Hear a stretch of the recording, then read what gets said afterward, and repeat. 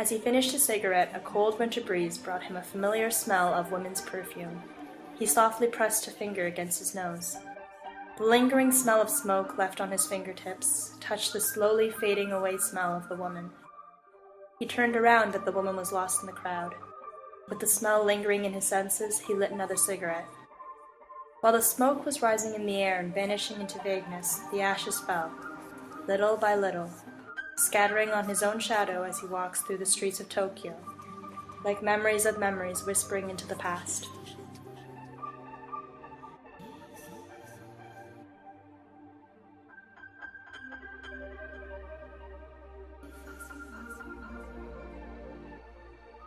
"10 years ago, he was 19. She was about to turn 20. She was a beauty, but not the typical kind. If you see a picture of her, you wouldn't be overly impressed, but seeing her in real life was different. She was dressed rather casual when he first met her. She wore a simple, red, flowery long dress that showed her shoulders. They were good shoulders, nice and smooth, not too skinny, but just skinny enough to see the structure of her bones through her soft skin when she moved. Her movements were elegant, nothing unnecessary. Her legs were the type that you wouldn't pay too much attention to. They weren't especially long, but just right, the kind that would look good in heels.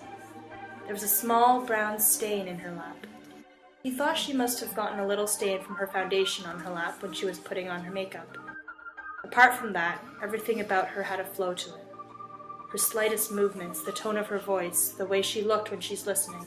Everything combined to put modishness in a natural form, giving her an aura that reveals her inherent beauty, the kind that's in everyone's blood, but is often washed away from one generation to another as time passes. He has never encountered a woman of such a young age that had the beauty that inherits her cultural past in such a delicate way. For 4 months they spent the same time in the same place. They would stare at the same things outside the window before they fall asleep, and wake up to the sound of the same alarm. One day, while he was cleaning up the apartment, he found a large black box. He tends to throw things out that he hasn't seen in a while, but she picked it up and opened it. Inside was a beautiful panoramic shot of a cave filled with lights. After some research, they found out that it was one of the Waidomo glowworm caves. The Waidomo glowworm caves were caves in the mountains of New Zealand, where thousands of little tiny glowworms hang from above, creating a ceiling of luminescent light. All the lights were natural, and had been glowing for centuries. She had never been to New Zealand, but since she was a kid, she has always been interested in this huge bird named moa. The bird was 2 meters tall, and people used to ride on them. However, the bird extinguished about 200 years ago and was last seen in New Zealand. He found it strange that she can still be so interested in a place despite what had made her interested in the first place having been already extinguished for 200 years. They worked throughout the summer hoping to make enough money to go see the cave, and in the end they had made enough money, but it was too late. They were both exchange students from overseas. At the time, he was finishing his last semester of his degree abroad and planned on returning to Hong Kong to work after graduation. They were in love, but at such a young age, the directions of life seemed more important than love that's encountered on the way. But something didn't seem right to them. Things were not supposed to end like that, so they promised each other that no matter what, they will meet 10 years later at the cave. They used the money they earned to travel together to different cities throughout the summer. She visited Hong Kong, together they went to Taiwan, and he visited her in Tokyo. As summer came to an end, she returned back to her own society, and she became more serious about her career, and for him, the same.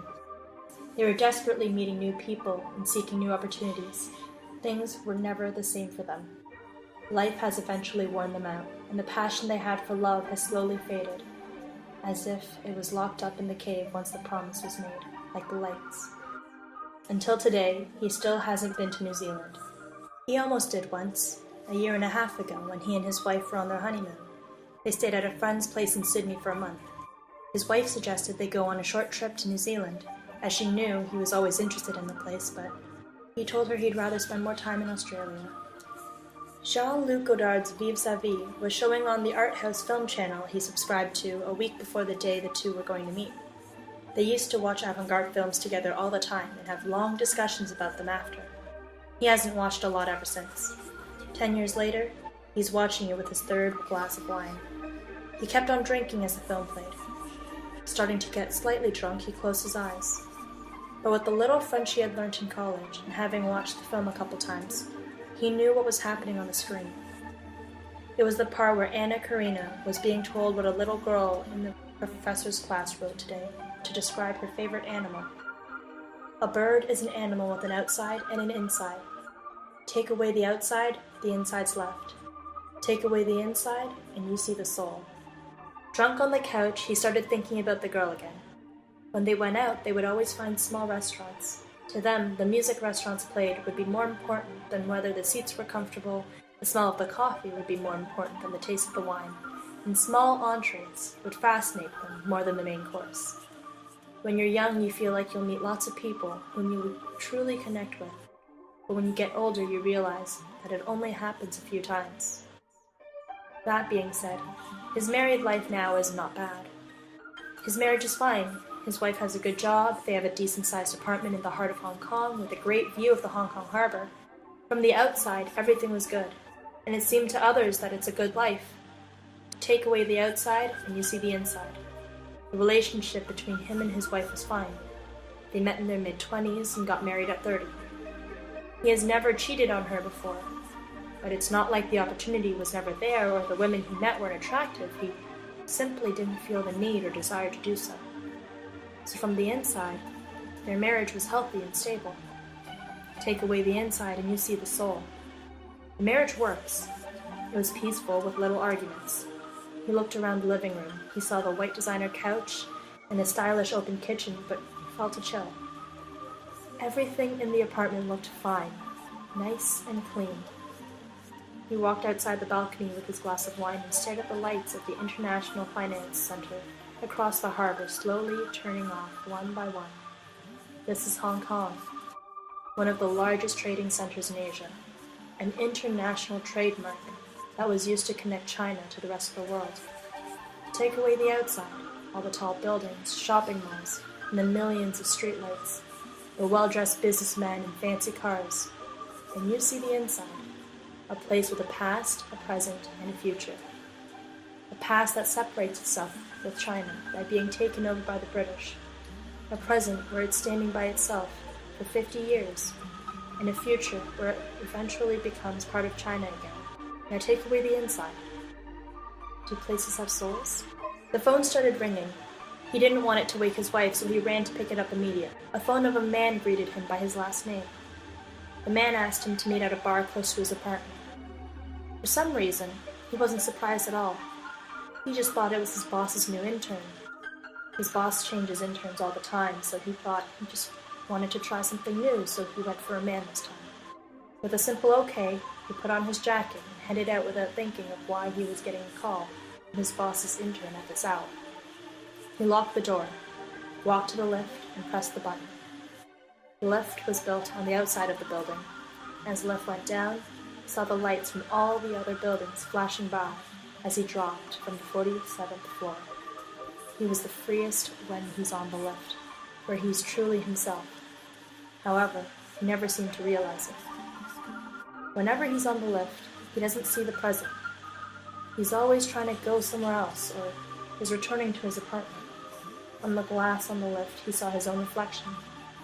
The self he saw in the reflection seemed different from how he imagined he looked in his mind. What he think he saw was the outside of him. He walked outside and saw his shadow. He thought the shadow resembled the image of him more than the reflection did. However, nothing exists beyond the surface of a shadow. It is but an outline of him, but behind his reflection on the lift were thousands of shining lights of city. He stepped out of the lift and kept walking while his shadow led the way. When he got to the bar, he saw a man in a suit jacket sitting outside in the patio with an espresso. He was almost certain he was the one who called.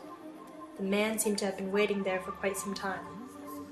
He stood up to greet him by his last name and asked him to sit down. "I see you're living nice and comfortable here. Nice apartment, nice area." "It's all right, I guess," he answered. He was starting to realize that the man might not be his boss's intern. A slight look of confusion appeared on his face. After a moment of silence, as the man sipped his espresso, he looked at him and finally said, "Pardon me for not introducing myself. I just assumed you would recognize me." He stared at his eyes. They were large and brown, with a little mole right under the corner of his right eye.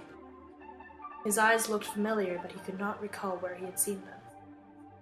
After a moment, the man said with a smile, "We've met before, around 10 years ago."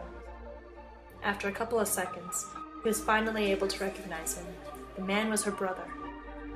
He had met him 10 years ago when he was just 9 at the time. He turned out to be quite a handsome young man who shared the same aura as his sister. Her brother had come to Hong Kong for the summer to visit his girlfriend. "How are you?" her brother asked. "Do you have a girlfriend? Are you married?" "I'm married," he said. "My wife was sleeping upstairs." Her brother looked up at his apartment building. It was 97 stories high. "Hong Kong is quite an amazing city," her brother said. "I wish I had more time here, but I'm leaving soon."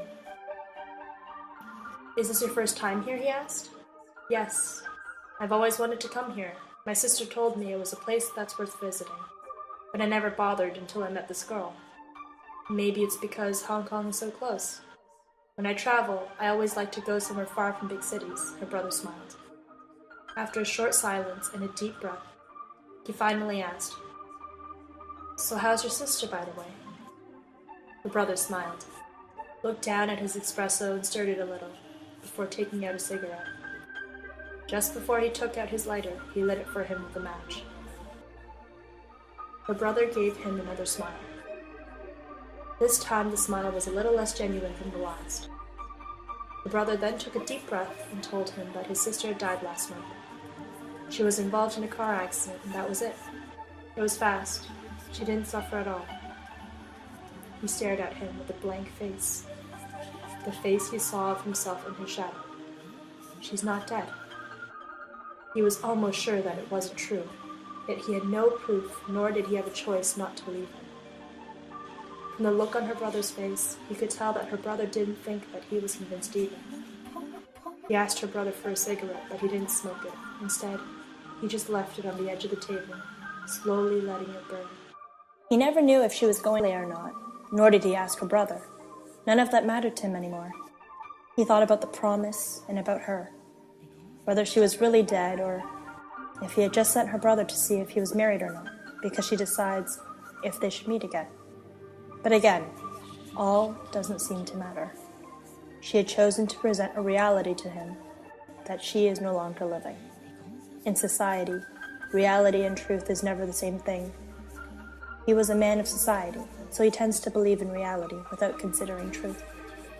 He thought about her outside and her inside. Take away her outside, her nice clothes, her pretty looks, then you see the inside, her personality, her past, her intelligence, and her philosophies. And if you take away her inside, you see her soul. But what does a soul mean?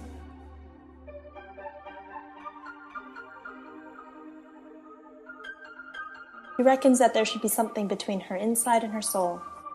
Before approaching the soul, there should be life. So if you take away her inside, you see just life itself. If she were really dead, it'd be a life that was once lived, that once existed, meaning that there was once true, and was at the same time part of reality. During the time of her existence, he had the chance to meet her, to experience some of her life, the true reality with her.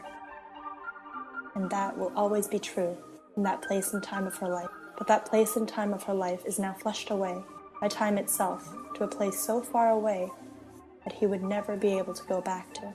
On his way up the building, he saw her brother leaving the woman through the glass doors of his lift. It might have been his girlfriend. He returned to his apartment, poured another glass of wine, and stood on his balcony. He checked the time, and for some reason his watch had stopped moving at precisely 20:47. He was sure it was way later than that. Maybe the battery had died. But why does it matter? Time is something identified through a system created by men. That's the only reason why time is represented by numbers. In that sense, numbers would be the outside of time. Then what would happen if you take away the outside? If there was not a system to tell time, what would be the difference between past and present? Time would start when life starts and end when life ends. In that sense, time is a metaphor for life. Take away the truth, then time would be stopped at 20:47. If time is a metaphor for life, then from this point onwards, all that is left is the soul. No outside, no inside, no life, but just the soul itself. From that night on, he lived with a blank face and did his job. At night, he would return back to his apartment. His neighbors would still recognize him, and he would greet them with an empty smile. He did well at work, maybe even better than ever. However, because what he had been longing for the last 10 years has disappeared, all his emotions seem to have been left behind, leaving him with a void. Till now, he wakes up in the middle of the night and just finds himself staring across the Hong Kong harbor as the lights turn off one after another. One night, he went back home late after work. He returned to his bedroom, and his wife was nowhere to be found. He searched the apartment and called her number, but the number was invalid. What is longing without a home to return to? He looked at his watch, and the time read 20:47. He was sure it was way later than that.